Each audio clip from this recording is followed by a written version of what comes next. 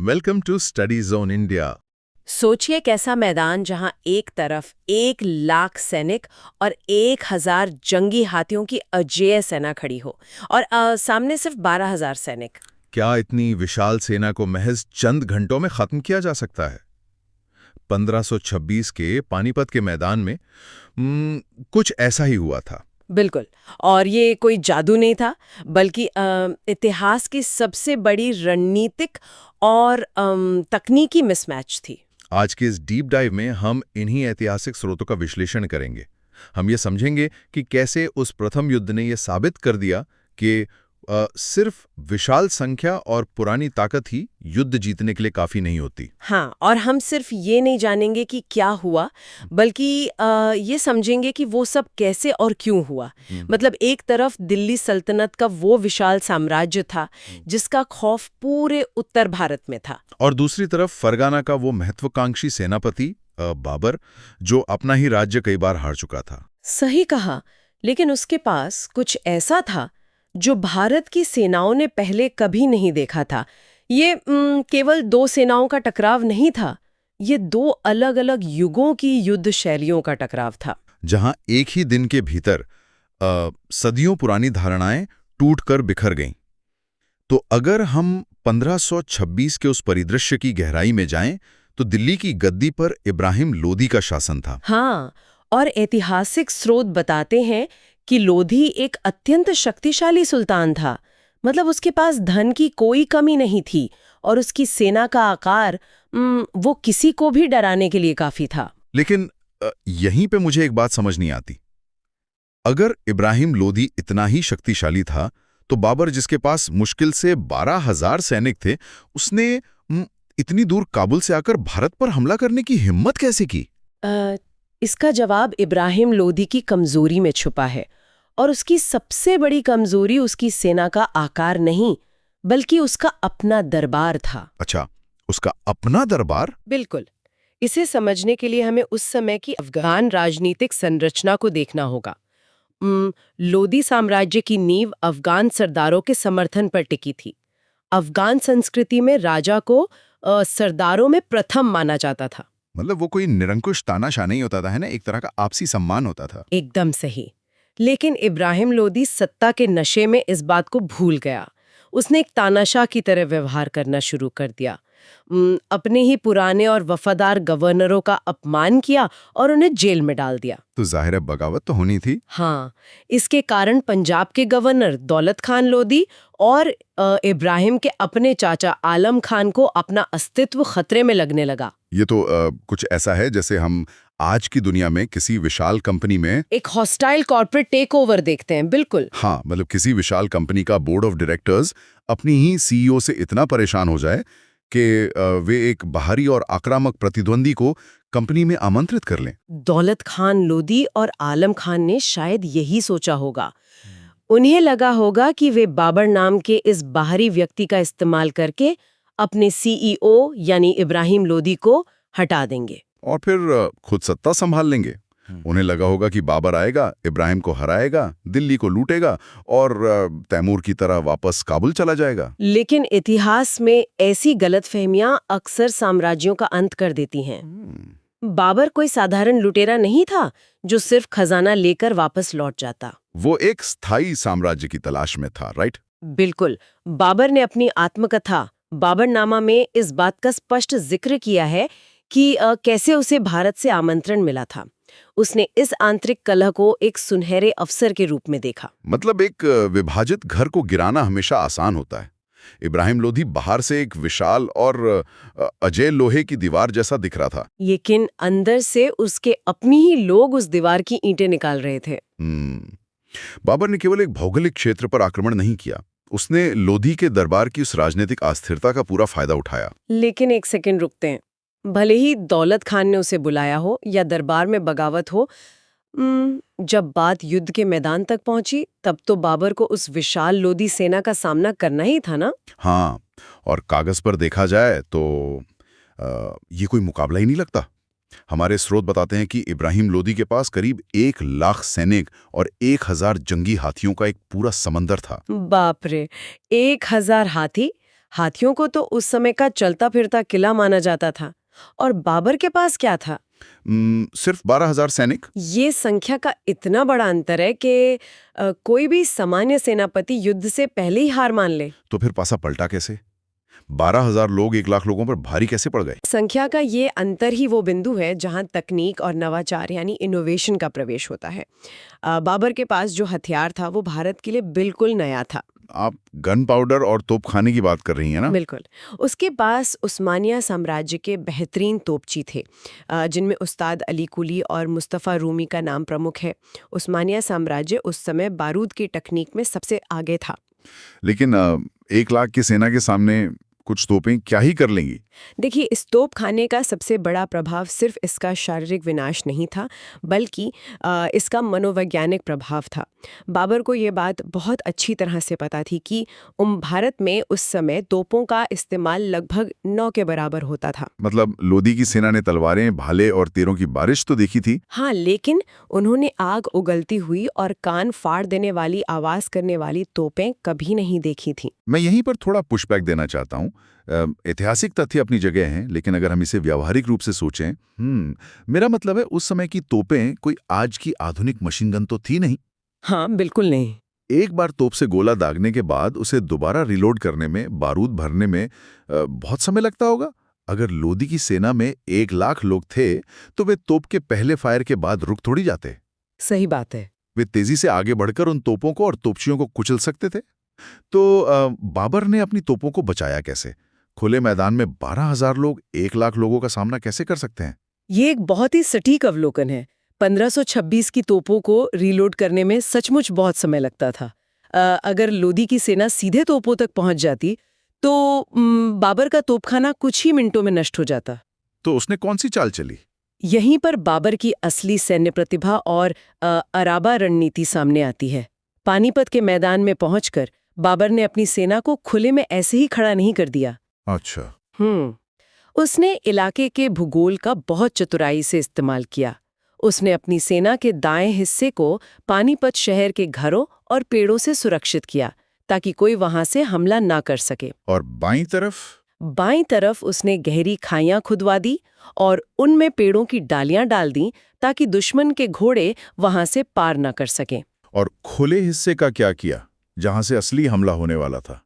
खुले हिस्से के लिए उसने 700 बैलगाड़ियों को इकट्ठा किया और उन गाड़ियों को चमड़े की मजबूत रस्सियों से एक दूसरे के साथ बांध दिया गया। ये अराबा कहलाता था। 700 बैलगाड़ियां, मतलब एक तरह की दीवार बना दी। बिल्कुल।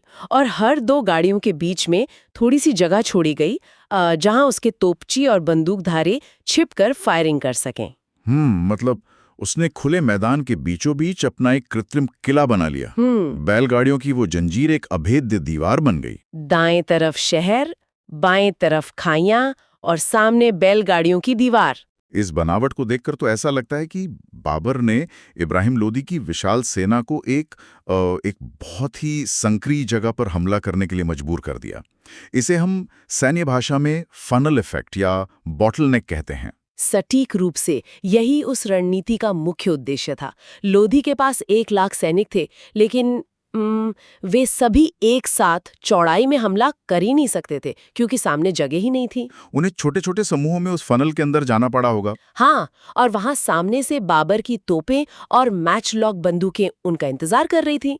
देखिए, जब आप दुश्मन की गति को इस तरह नियंत्रित कर लेते हैं, तो दुश्मन की संख्या का महत्व खत्म हो जाता है। और ये सिर्फ एक रक्षात्मक चाल नहीं थी। स्रोतों में 2 शब्दों का बहुत प्रमुखता से उल्लेख है।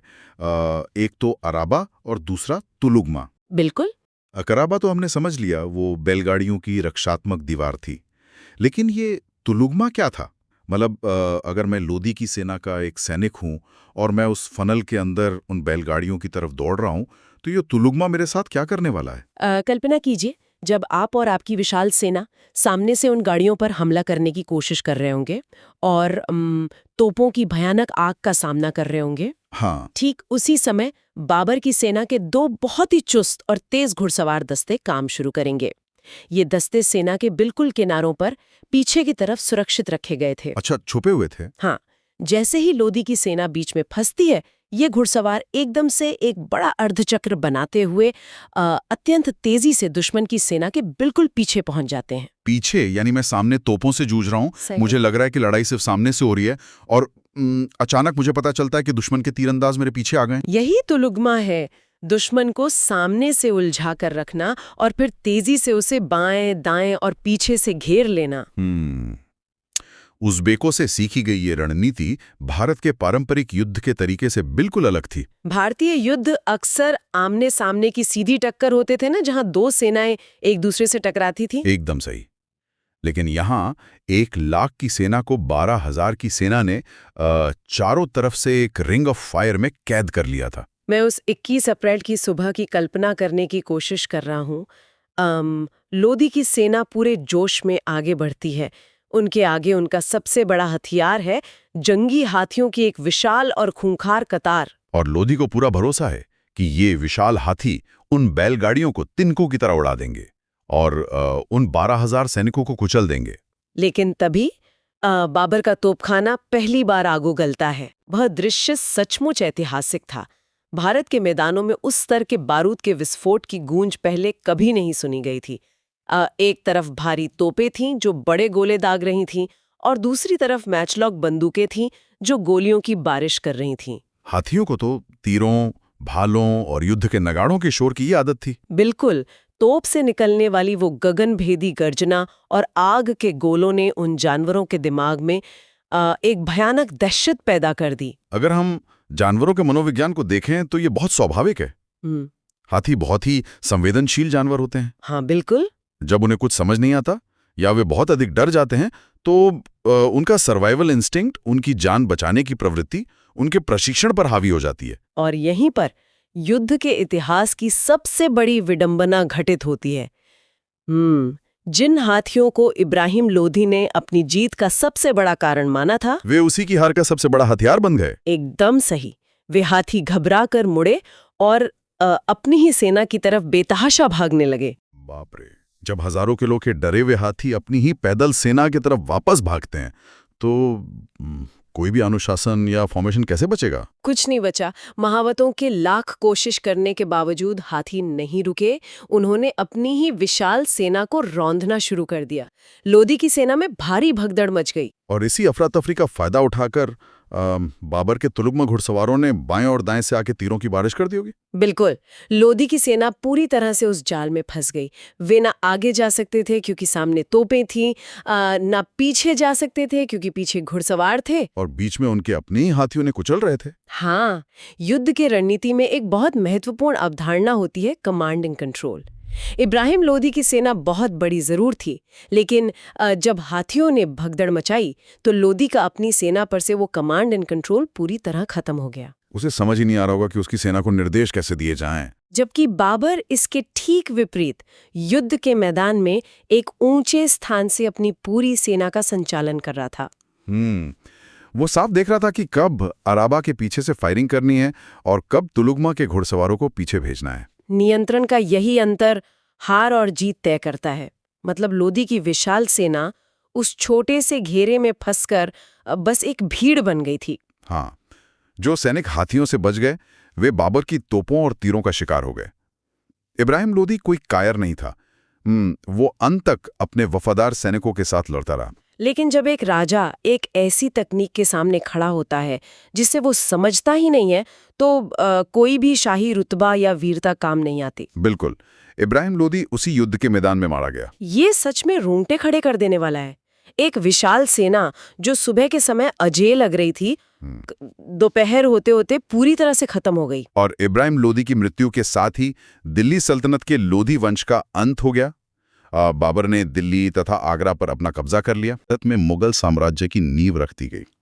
मतलब एक छोटी सी सेना, लेकिन एक नई तकनीक और एक नई सोच ने पूरे उपमहाद्वीप का इतिहास हमेशा के लिए बदल कर रख दिया। ऐतिहासिक स्रोतों का ये विश्लेषण हमें एक बहुत ही स्पष्ट संदेश देता है। ये युद्ध इस बात का सबसे बड़ा प्रमाण है कि संघर्ष केवल शारीरिक बल या संसाधनों की मात्रा से नहीं जीते जाते। संसाधन महत्वपूर्ण है, लेकिन उनका उपयोग कैसे किया जाता है यह अधिक महत्वपूर्ण है। एकदम सही। इब्राहिम लोदी अपनी पुरानी सफलताओं और अपनी सेना के विशाल आकार के अहंकार में था। उसे लगा कि जो तरीका 100 सालों से काम आ रहा है वो आज भी काम आएगा। जबकि बाबर अपनी कमियों को जानता था। उसे पता था कि उसके पास लोग कम हैं, इसीलिए उसने भूगोल, तकनीक और एक सटीक रणनीति को मिलाकर एक ऐसा तंत्र बनाया जिसने एक विशाल सेना को शक्तिहीन कर दिया।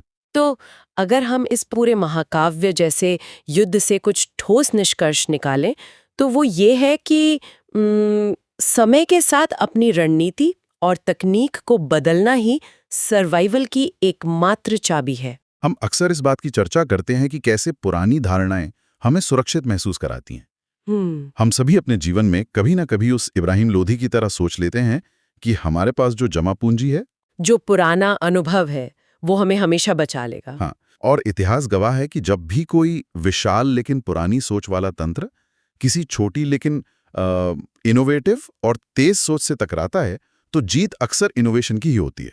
पानीपत के मैदान में लोधी के हाथी उस पुरानी और कठोर धारणा का प्रतीक थे। और बाबर की तोपें तथा तुलुगमा रणनीति उस तेज गति से आने वाले बदलाव का। जब आप उस बदलाव को पढ़ने में विफल रहते हैं तो पतन निश्चित होता है। आज के इस आधुनिक दौर में ये विश्लेषण हमें एक बहुत ही गहरे विचार के साथ छोड़ जाता है। हमें एक पल के लिए रुककर सोचना चाहिए। बिल्कुल। हमारे अपने जीवन में, हमारे करियर में या हमारे समाज में ऐसे कौन से विशाल हाथी या पुरानी धारणाएं हैं जिन पर हम आंख मूंद कर भरोसा कर रहे हैं? हमें लगता है कि ये चीजें हमें हमेशा सुरक्षित रखेंगी, हमेशा सफल बनाएंगी। लेकिन क्या पता कल कोई नई तकनीक, कोई नया विचार या कोई नई तोप आकर पल भर में हमारे उस भ्रम को तोड़ दे। क्या हम उस बदलाव को समझने और उसके अनुसार खुद को ढालने के लिए तैयार हैं? या हम भी किसी अनजान आवाज से घबराकर अपनी ही खड़ी की हुई व्यवस्था को कुचलने का इंतजार कर रहे हैं? इतिहास हमें केवल ये नहीं बताता कि सदियों पहले क्या हुआ था। ये हमें ये भी सिखाता है कि अगर हम अपनी सोच को नई परिस्थितियों के अनुसार नहीं ढालेंगे तो भविष्य में हमारे साथ क्या हो सकता है। भारत की इतिहास की ये महान विरासत और बदलाव की शक्ति हमें हमेशा याद दिलाती है कि समय और तकनीक कभी किसी का इंतजार नहीं करते। वे किसी पुरानी सत्ता का सम्मान नहीं करते। अगर ऐसे ही इतिहास के गहरे सच जानने और वक्त के पन्नों में छुपी रणनीतियों के पीछे के विज्ञान और मनोविज्ञान को समझना है तो हमारे साथ इस सफर में बने रहिए।